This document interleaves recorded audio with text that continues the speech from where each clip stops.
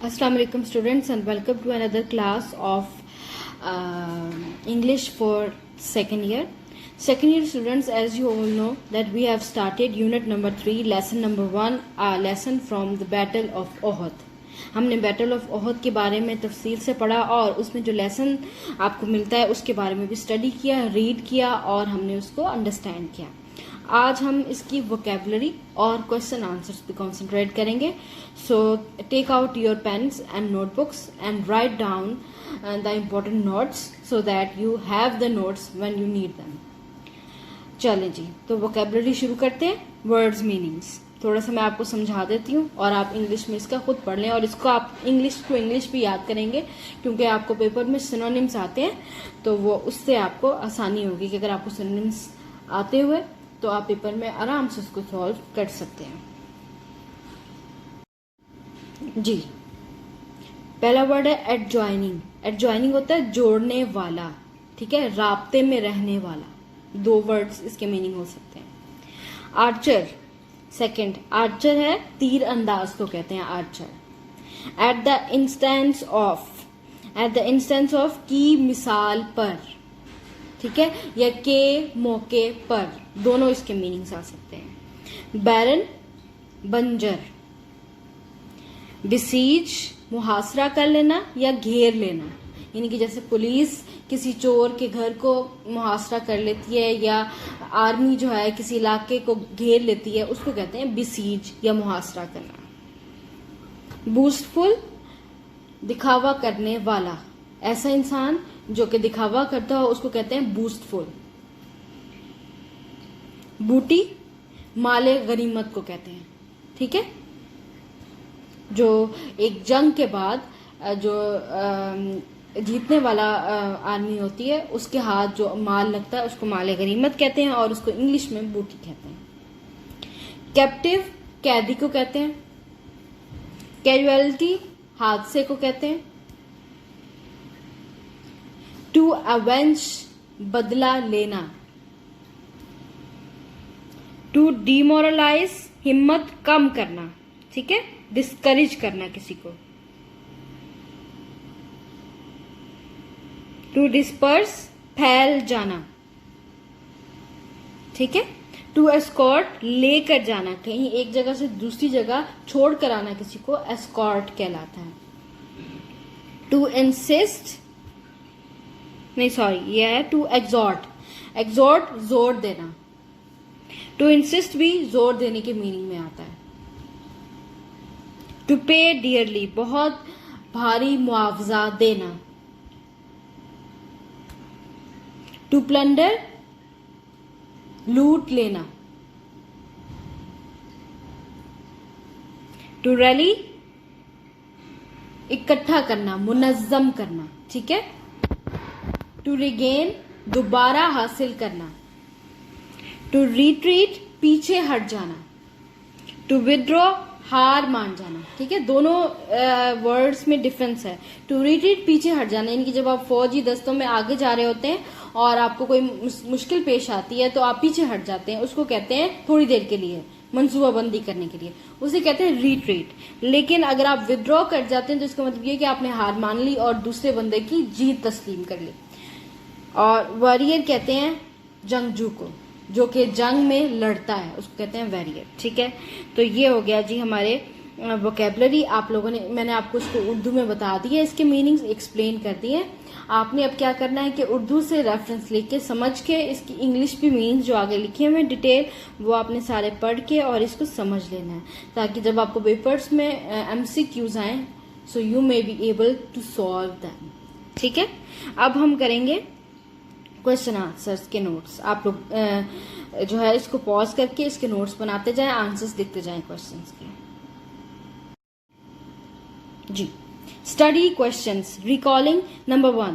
What was the composition of the army of the Quraysh that marched to Medina? इसमें पूछा गया है कि आर्मी के जो कुरैश की आर्मी थी उनके कितने लोग थे और क्या क्या चीजें उनमें शामिल थी, इंसान जानवर सब आपने इसमें बताना है. तो मदीना के खिलाफ जो लड़ने गए थे कुरैश के लोग, उनके पास क्या क्या था और कितने लोग थे, इसका आंसर आपने देना है और ये लिखा हुआ है, आप उतार लें. और आपको कोई भी वर्ड डिफिकल्ट लगे आप उसका मीनिंग डिक्शनरी में तलाश कर सकते हैं और फिर उसको समझ सकते हैं। ठीक है, अगर आप तलाश करेंगे तो आपको ज्यादा अच्छा याद रहेगा। सो अगर आप थोड़ा सा इसको हार्ड वर्क करें तो आपको बहुत अच्छा समझ में आएगा ये। एंड अगर आपको फिर भी समझ नहीं आता, you can always ask me. Number 2, what in the opinion of Holy Prophet was the best course of action with regard to the strength of the enemy? ठीक है, हुजूर पाक सल्लल्लाहु अलैहि वसल्लम ने क्या मशवरा दिया था जब उन्हें ये पता चला था कि दुश्मन की स्ट्रेंथ, दुश्मन की जो तादाद है वो इतनी ज्यादा है और हमारी कम है। तो हुजूर पाक सल्लल्लाहु अलैहि वसल्लम ने क्या मशवरा दिया था, हमने पढ़ा था ये रीडिंग में। सो आप इसका आंसर उतार लें।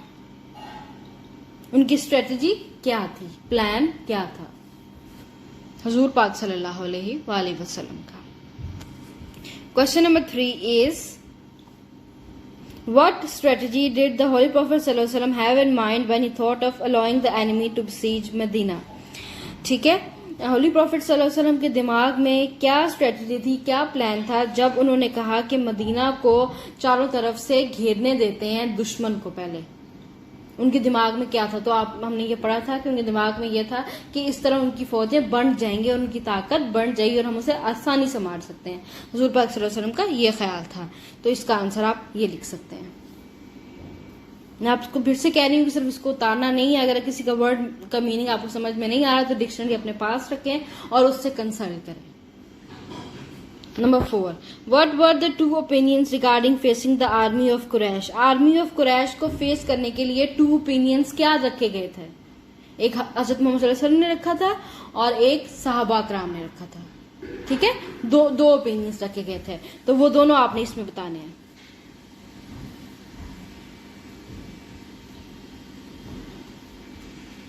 Question number 5 is what did the holy profit decide finally? हजरत मोहम्मद सल्लल्लाहु अलैहि वसल्लम ने आखिरकार क्या फैसला लिया था जंग के मौके पर कि जो जोशीले सहाबा कह रहे हैं वो ठीक है। अपनी स्ट्रेटजी उन्होंने फिर नहीं मानी, बल्कि जो जोशीले सहाबा ने उन्हें मशवरा दिया कि इस तरह कर लेते हैं हुजूर पाक सल्लल्लाहु अलैहि वसल्लम ने उन्हें मान लिया और ये फैसला फाइनल हो गया। Number 6 is how did the holy profit arrange his army of Uhud in preparation for the battle? यानी कि जंग के मौके पर हजरत मोहम्मद सल्लल्लाहु अलैहि वसल्लम ने अपनी आर्मी को कैसे अरेंज किया था ओहद के मकाम पर। ठीक है, ओहद के मकाम पर तीरंदाजों को रखा गया। ठीक है, उन्हें कहा था कि अपनी जगह नहीं छोड़ना और वहीं से वो तीरंदाजी कर सकते थे। ठीक है, तो ये स्ट्रेटजी हुई थी फिर हजरत मोहम्मद सल्लल्लाहु अलैहि वसल्लम की। आप इसका आंसर उतार लें। Question number 7 is what instructions did the Holy Prophet sallallahu alaihi wasallam give to the band of archers who were ordered to take up position on a mount? हाँ, अब ये हजूर पाक सल्लल्लाहु अलैहि वसल्लम ने तीर अंदाजों को क्या हुक्म दिया था जो कि मुसल्लह होकर ओहद की पहाड़ी पर मुनज़्ज़म कर दिए गए थे। ठीक है, उनको क्या हुक्म दिया था वो आपने इसमें लिख लेना है इसके आंसर में। Question number 8 is What did the archers do when they saw the enemy retreating in defeat? तीर अंदाजों ने क्या किया जब उन्होंने देखा कि कुरैश की जो फौज है वो पीछे हट रही है। ठीक है, पीछे हट रही है, तो उन्होंने क्या किया? उन्होंने अपनी जगह छोड़ दी, हुजूर पाक सल्लल्लाहु अलैहि वसल्लम की बात नहीं मानी और माल गनीमत लूटने में लग गए। ठीक है, question number 9 is what change the course of the battle of Uhud? Uhud का जो एक पासा है वो किस चीज ने पलटा कि आर्चर्स ने हुजूर पाक सल्लल्लाहु अलैहि वसल्लम की बात नहीं मानी। आर्चर्स मीन तीरंदाजों ने उनकी बात नहीं मानी, अपनी जगह छोड़कर माल गनीमत लूटने आ गए थे और फिर आगे से कुरैश वालों ने हमला कर दिया और फिर काफी मुसलमान उसमें शहीद हुए, बल्कि हुजूर पाक सल्लल्लाहु अलैहि वसल्लम खुद भी उसमें काफी हद तक जख्मी हुए। यहाँ तक कि काफिरों ने ऐलान कर दिया कि नौज़ुबिल्लाह हुजूर पाक सल्लल्लाहु अलैहि वसल्लम अब इस दुनिया में नहीं रहे। ठीक है, तो ये आप लोगों ने सारा कुछ इसमें लिख देना है और ये लिखा हुआ है, ये उतार लें आप लोग।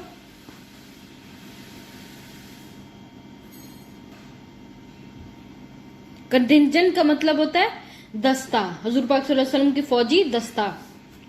अच्छा, 10th है what was the confusion regarding the companion who bore resemblance to the holy prophet सल्लल्लाहु अलैहि वसल्लम? ऐसी क्या कंफ्यूजन हो गई थी जो हुजूर पाक सल्लल्लाहु अलैहि वसल्लम से मुशाबहत रखता था, तो जब वो मारा गया था, जंग में शहीद हो गया था सहाबा कराम, तो क्या कंफ्यूजन पैदा हो गई थी, काफिरों ने क्या ऐलान कर दिया था और फिर मुसलमानों में क्या जो है बात शुरू हो गई थी।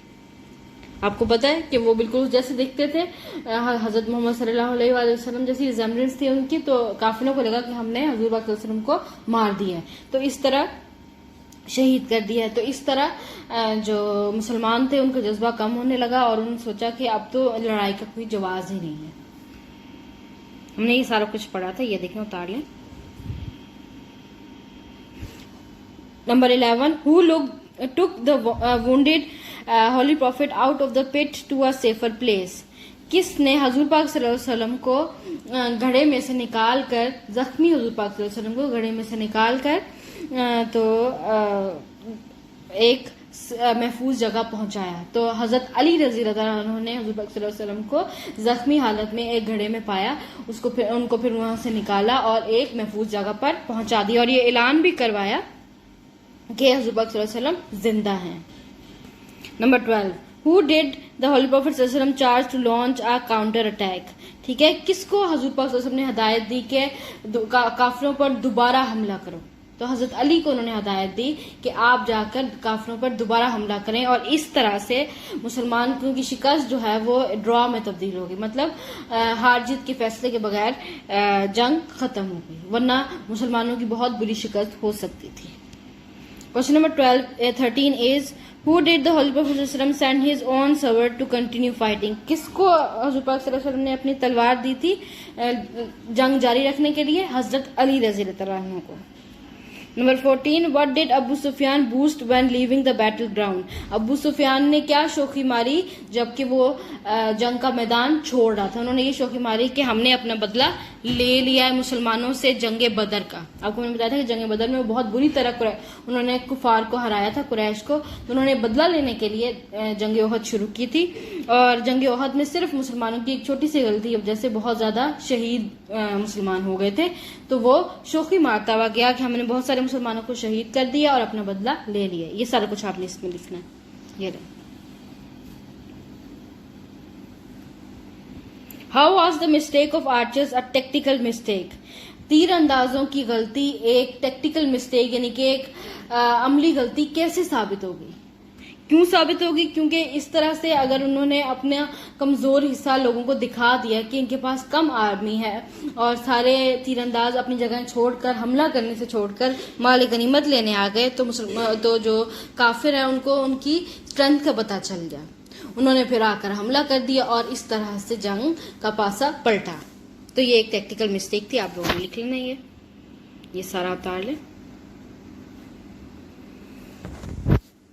Question number 16. What did the companions of the Holy Prophet sallallahu alaihi wasallam done from the Battle of Uhud? हजूर पाक सल्लल्लाहु अलैहि वसल्लम के साथियों ने जंग उहद से क्या सबक हासिल किया कि अपनी जगह छोड़ना और अपनी जिम्मेदारी को भूलकर कोई भी काम करना बिल्कुल गलत साबित होता है और इससे आपको बहुत ज्यादा नुकसान होगा। ये कंपेनियंस ने भी सीखा, यानी कि हजूर पाक सल्लल्लाहु अलैहि वसल्लम के साथियों ने भी सीखा और पूरी उम्मत मुस्लिमा ने भी सीखा कि आइंदा अपनी ड्यूटी और रिस्पॉन्सिबिलिटी को पूरी तरह से निभाना है। आप लोग लिख लें। और हजूर पाक सल्लल्लाहु अलैहि वसल्लम की कोई बात कभी भी रद्द नहीं करनी, उनकी जो भी एडवाइस है उनको सोच समझ के उनको फॉलो करना है। ठीक है। How was the battle of Uhud an extension of the battle of Badr. के जंगे बदर का एक ही तसलसल क्यों था, किस तरह से था? मैंने आपको बताया था कि जंगे उहद में कुफार को बहुत बुरी शिकस्त हुई थी, तो फिर इसीलिए उसका बदला लेने के लिए अबू सुफियान ने अपनी एक फौज जो है वो तश्कील दी और हजूर पाक सल्लल्लाहु अलैहि वसल्लम के साथियों और उन पर हमला कर दिया बदला लेने के लिए जंगे बदर का। तो इसीलिए ये एक जंगे बदर का ही जंगे उहद जो है वो तसलसल है। Number 18. The wiser ones were in the favor of staying in Medina, while the younger ones wanted to meet the enemy in the open. What light do these tragedies throw on the nature of the old and the young in war? ये बहुत important question है, ये आप टिक कर लें। मतलब इस तरह के जो कंसेप्चुअल क्वेश्चंस हैं वो आपको जरूर आते होते हैं। यानी कि जो जंगे उहद में था, हुजूर पाक सल्लल्लाहु अलैहि वसल्लम का यह ख्याल था कि दुश्मनों को आने दो और मदीना का मुहासरा करने दो, इस तरह उनकी जो स्ट्रेंथ है वो बढ़ जाएगी और हम उनसे आसानी से हरा सकते हैं। लेकिन जो जोशीले सहाबा कराम थे, जो यंग थे, उन्होंने ये कहा कि नहीं, हम दुश्मन को किसी भी सूरत अपने वतन का जो है मुहासरा नहीं करने देंगे, बल्कि कुछ दूर जाकर जो है वहां से दुश्मन का मुकाबला करेंगे सामने खड़े होकर। तो ये इन दोनों का जो रवैया है ये दोनों चेंज था, क्योंकि वो जो शीले नौजवान थे वो आगे से सामना करना चाहते थे, जबकि जो अक्लमंद, जो समझदार, थोड़े से एजेड लोग थे, उनका ये प्लान था कि उनको स्ट्रेटजी के थ्रू, प्लानिंग के थ्रू मारा जाए। हालांकि जो शीले नौजवान थे वो थोड़ा सा अपने अंदर एक एनर्जी लेकर थे कि नहीं, इनको ताकत से मारा जाए, ताकत और समझ की जंग थी।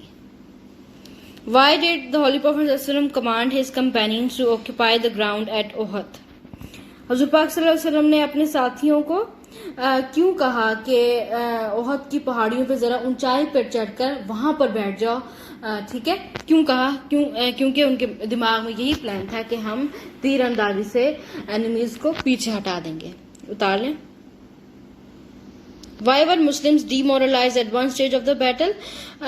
मुसलमानों का हौसला एक मकाम पर, जंग के एक मकाम पर क्यों पस्त हो गया? क्योंकि उन्हें लगा कि हुजूर पाक सल्लल्लाहु अलैहि वसल्लम शहीद कर दिए गए हैं और अब हमारी जंग लड़ने का कोई जवाब नहीं है। ये ले। Why were the Quraysh unable to take advantage of their short-lived victory? Quraish अपने छोटी सी एक जीत का क्यों जो है एडवांटेज ज्यादा देर तक नहीं ले सके, क्यों फायदा नहीं उठा सके उसका? क्योंकि हजरत अली ने पोजीशन संभाली और हुजूर पाक सल्लल्लाहु अलैहि वसल्लम के कहने पर दोबारा हमला कर दिया और हुजूर पाक सल्लल्लाहु अलैहि वसल्लम की ही तलवार लेकर उन्होंने मुकाबला किया, तो इसीलिए उनको अपनी जीत मनाने का ज्यादा देर तक मौका नहीं मिल सका कुरैश को। Why is the battle of Uhud called a drawn battle? Battle of Uhud को एक ड्रॉ की हुई जंग क्यों कहा जाता है? मतलब बिल्कुल एक जैसी हो गई थी, उसका रिजल्ट एक जैसा था, ना हार ना जीत किसी की। क्योंकि जो मुसलमान शुरू में शहीद हुए थे अपनी गलती की वजह से, लेकिन बाद में फिर हजरत अली ने पोजीशन संभाली और उनको दोबारा से धूल चटवा दी कुरैश को, तो इसलिए ये एक ड्रॉन बैटल है। If the archers had not left their high post, the Quraysh would have been handed another humiliating defeat. What for reaching consequences could it have had for the future of the Muslims? ठीक है, अगर तीरंदाज अपनी जगह पर रहते और हुजूर पाक सल्लल्लाहु अलैहि वसल्लम की बात माने रखते तो मुसलमानों को बहुत अच्छी जीत नसीब होती और कुरैश को एक फिर जिल्लत अमेज शिकस्त होती। इसके क्या नताइज होते, ठीक है, आने वाले कल में? ये आप लिख लें। Recalling your knowledge of the Muslim history, which battle proved that the Holy Prophet ﷺ was right in proposing to stay in Medina and left the Quraysh besiege the city? ठीक है, आप ने ये बताना है कि कौन सी जंग में ये प्रूव हुआ कि हुजूर पाक सल्लल्लाहु अलैहि वसल्लम की स्ट्रेटजी ठीक थी, ना कि जो शीले जो सहाबा कराम थे उनकी स्ट्रेटजी भी ठीक थी कि सामने से लड़ते हैं, लेकिन ज्यादा मुअस्सर अकलमंदाना जो सोच थी वो हुजूर पाक सल्लल्लाहु अलैहि वसल्लम की थी और वो थी जंगे ओहद। उससे हमें पता चलता है कि अगर वो जंग ओहद में कुरैश को सारे मदीना का मुहासरा करने देते तो उनकी स्ट्रेंथ कम हो जाती और वो आहिस्ता आहिस्ता कर चूंकि मुसलमान 1000 थे और वो 3000 थे, तो वो 1000 मुसलमान अगर मदीना के डिफरेंट गेट्स पर बैठ जाते तो फिर जहां जहां वो आते मुहासरा करने वहां से वो मर जाते और उनकी स्ट्रेंथ बिल्कुल कम हो जाती और उन्हें हार नसीब होती। तो लेकिन ये बात नहीं मानी गई और थोड़े जोशीला फैसला किया गया, जंगे ओहद।